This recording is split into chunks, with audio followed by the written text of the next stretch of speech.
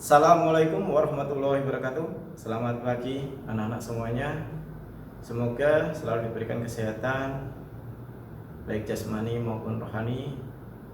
Apalagi di masa pandemi kita harus selalu berdoa, selalu berpositif thinking, selalu berusaha untuk tetap sehat. Oke. Untuk pembelajaran kali ini sebelum kita mulai, ada baiknya kita berdoa dulu sesuai dengan agamanya masing-masing dan di tempat masing-masing. Berdoa dipersilakan. Selesai. Untuk pembelajaran kali ini yang kita pelajari adalah tentang sebuah sistem. Di dalam sistem ini ada beberapa komputer dan ada perangkatnya, Mereka bekerja bersama-sama untuk mencapai tujuan. Kira-kira kalau dari deskripsi yang saya sampaikan, mungkin anak-anak sempat berpikir apa itu materinya. Nah, mungkin ada yang sudah tahu materi yang kita maksud tadi adalah tentang jaringan komputer itu sendiri,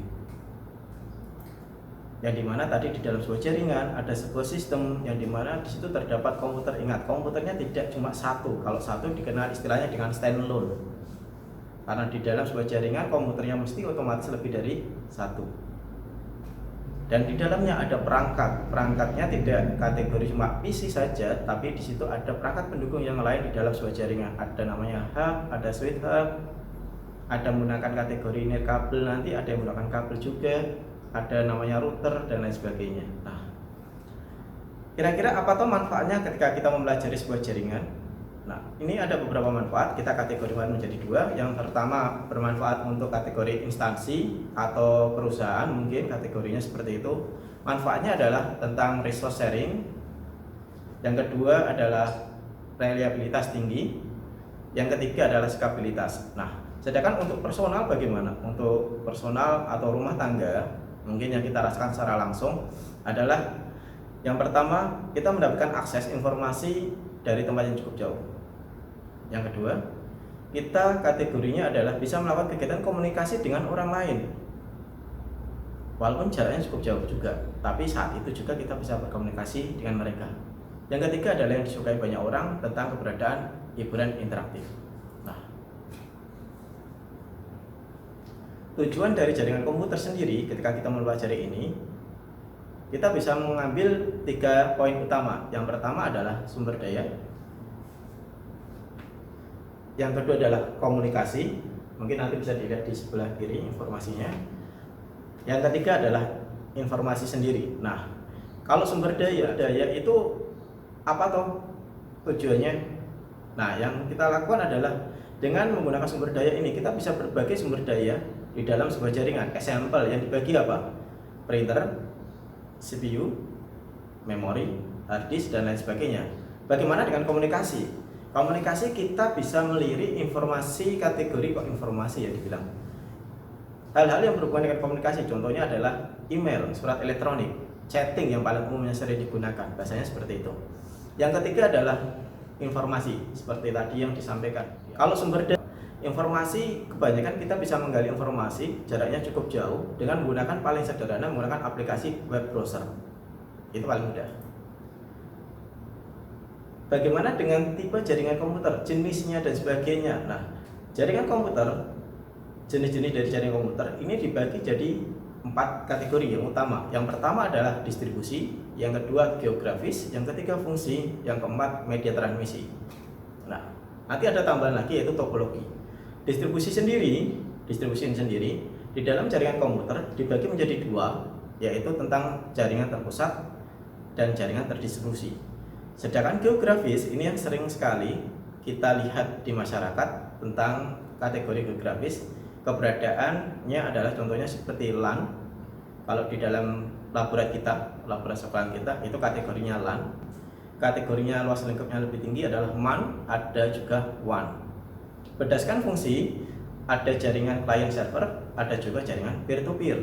Sedangkan berdasarkan media, sempat tak singgung tadi di depan, ada jaringan dengan menggunakan kabel, ada juga jaringan tanpa kabel. Nah, sekarang kita bahas berdasarkan distribusi. Nanti view gambar bisa diperhatikan di sebelah kiri, sebelah sini.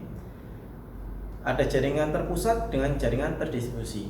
Nah, jaringan terpusat itu seperti apa? Jaringan terpusat terdiri dari komputer, klien, dan peladen. Oke. Sedangkan terdistribusi ini gabungan dari beberapa jaringan terpusat, perpaduan dari jaringan terpusat. Sedangkan untuk geografis, seperti tadi tak sebutkan, ada LAN, ada MAN, ada WAN. Kalau LAN itu local area network yang kategori luas lingkupnya jaraknya kurang dari 10 km. Sedangkan MAN kategori jaraknya kurang dari 50 km, yang lebih luas lagi daripada LAN tadi. Sedangkan WAN yang sangat luas sekali, jaraknya mungkin antar negara, antar provinsi, dengan proporsi di atas 50 km. Bagaimana dengan yang berdasarkan fungsi tadi? Nah, berdasarkan fungsi mungkin sering ketemu di dalam jaringan utamanya ada klien, mesti ada server. Nah, yang satu menjadi peladen atau server, yang satu menjadi klien. Syaratnya ada itu. Untuk jaringan peer-to-peer, ini jaringan antar komputer, anggap aja seperti itu. Dari ujung yang satu ke ujung yang lain, dari komputer satu ke komputer yang lain, dari sumber daya satu menuju ke sumber daya yang lain, pemakaian bersama-sama di dalam sebuah jaringan terarah. Nah, bagaimana dengan berdasarkan media transmisi? Berdasarkan media transmisi ada dua, yaitu kabel dan nirkabel. Kalau nirkabel mungkin identiknya adalah dengan jaringan WiFi. Sedangkan kabel mungkin sudah diketahui, seringkali kita ketemu dengan kabel jaringan seperti UTP, ada STP dan sebagainya. Nanti kita bahas setelah ini secara langsung. Sebelum kita membahas sampai kategori pengkabelan media transmisi di materi berikutnya, kita bahas sedikit tentang topologinya. Kalau tadi jenis topologi untuk di dalam jaringan komputer ini ada 5. Yang pertama adalah ring, bus, star, mesh, dan tree. Nah, bagaimana dengan topologi ring? Topologi ring kalau dilihat di gambar di samping itu kelihatan di situ ada gambar workstation dan server. Nah, workstation dan server, di mana antar workstation ini saling terhubung sebelum dan sesudahnya. Nah, sedangkan kelebihannya, untuk kelebihan dari topologi ring ini, instalasinya cukup mudah, aliran data cukup cepat. Yang kedua, selain kelebihan, mereka juga memiliki kekurangan. Kekurangannya adalah yang pertama, jika dalam satu jaringan ini ada satu yang rusak, akan mengganggu jaringan yang lain. Sedangkan ketika kita menambahkan sebuah workstation lagi di dalam jaringan ring ini akan mempersulit di dalam membuat jaringan lagi. Istilahnya apa? Di dalam repair rebuildingnya. Bagaimana dengan kategori jaringan bus? Di dalam jaringan bus, di situ terdapat server, ada klien 1, klien 2, klien 3 dan sebagainya, cukup banyak itu. Semua perangkat ini terhubung dengan kabel tunggal. Kabel tunggal itu bisa dibilang istilahnya backbone. Di mana untuk jaringan topologi bus ini memiliki kelebihan. 1, jumlah perangkat yang terhubung dapat dirubah tanpa mengganggu jaringan yang lain. Maksudnya apa? Ketika ditambah klien lagi, kita tidak merusak jaringan yang sudah ada, tidak terlalu mengganggu sama sekali. Instalasi cukup mudah, otomatis kategorinya, karena tadi kita bisa menambah klien yang lain tanpa mengganggu klien yang lain lagi, otomatis bisa dibilang instalasinya mudah. Kekurangannya apa? Jika terjadi traffic data, semuanya melakukan send up, otomatis mungkin akan terjadi kemacetan, mungkin terjadi deadlock, itu mungkin terjadi.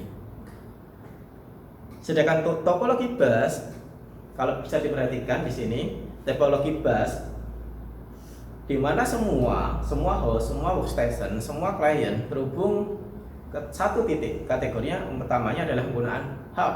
Nah, jika di dalam host satu rusak, apakah akan mengganggu host yang lain? Tidak, itu adalah kelebihan dari topologi star. Yang kedua adalah kelebihannya adalah mudah terdeteksi jika ada kerusakan. Bagaimana dengan kekurangannya?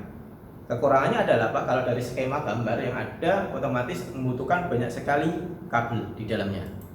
Tidak terlalu hemat jadinya. Nah, untuk topologi mesh sendiri, topologi mesh kalau dilihat dari gambar di samping, proses pengiriman data antar komputer, proses pengiriman data antar komputer. Jika komputer satu rusak, tidak akan mengganggu komputer yang lain. Nah, karena host ini dari satu kabel menuju kabel yang lain, menuju ke host yang lain, itu dengan menggunakan kabel tunggal. Sedangkan kekurangannya apa? Kekurangannya adalah instalasinya cukup rumit. sekaligus biaya pemeliharaannya cukup tinggi karena terlalu juga membutuhkan pengkabelan yang cukup banyak. Ini yang topologi yang terakhir adalah topologi yang sering dipakai dalam pembuatan jaringan di dalam lokal contohnya. Bisa dibilang topologi tree, topologi kategori bertingkat. Kalau bisa dilihat di situ ada gambar berupa kabel induk, bisa dibilang backbone kabel gitu ya. Di situ ada hub yang terhubung dengan workstation dan resource. Apa toh kelebihan dari topologi tree ini? Satu, mampu menjangkau area yang cukup jauh. Misalkan kita punya lab 1, lab 2, lab 3 semuanya terpusat, itu juga bisa. Memudahkan kita melakukan indikasi ketika terjadi permasalahan, ketika ada kerusakan, bagian mana yang rusak itu mudah ditemukan. Sedangkan untuk kekurangannya adalah jika kabel utama backbone tadi itu rusak, backbone yang utama itu rusak, maka seluruh jaringan akan rusak. Terus pemeliharaannya bagaimana? Cukup lumayan susah. Oke? Saya rasa untuk materinya cukup sampai sini dulu. Nanti kita lanjutkan di materi berikutnya tentang media transmisi. Sekian, terima kasih. Semoga bermanfaat. Wassalamualaikum warahmatullahi wabarakatuh.